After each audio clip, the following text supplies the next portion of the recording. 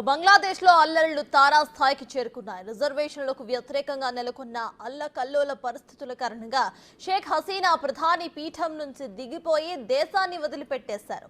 ఆమె రాజీనామా చేయగానే అవామీ లీగ్ మద్దతుదారులను లక్ష్యంగా చేసుకుని అల్లరి మూకలు హింసాకాండకు పాల్పడ్డాయి. ఈ క్రమంలోనే ఓ యువ నేతను దర్శకుడైన అతడి తండ్రిని నిరసనకారులు అతి కిరాతకంగా చంపేశారు. ఈ నటుడు గతంలో హసీనా తండ్రి షేక్ ముజిబుర్ రెహమాన్ బయోపిక్ లో నటించినట్లుగా తెలుస్తోంది.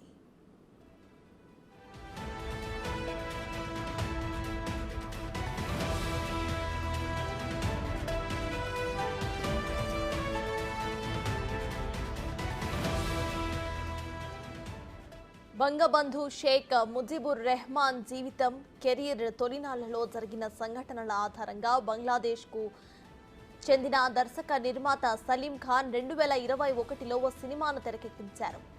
తుంగిపరార్ మియాభాయ్ పేరుతో నిర్మించిన సినిమాలో సలీం కుమారుడు నటుడు షాంతో ఖాన్, హసీనా తండ్రి రెహమాన్ చిన్ననాటి పాత్రలో నటించారు.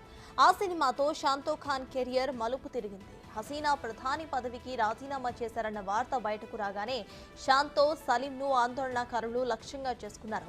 విషయం తెలుసుకున్న తండ్రి కుమారులను చాంద్పూర్లోని తమ స్వగ్రామానికి పారిపోయేందుకు ప్రయత్నించారు. మార్గం మధ్యలోనే వీరిని అడ్డుకొని కర్రలతో కొట్టి చంపినట్లుగా స్థానిక పోలీసులు ధృవీకరించారు.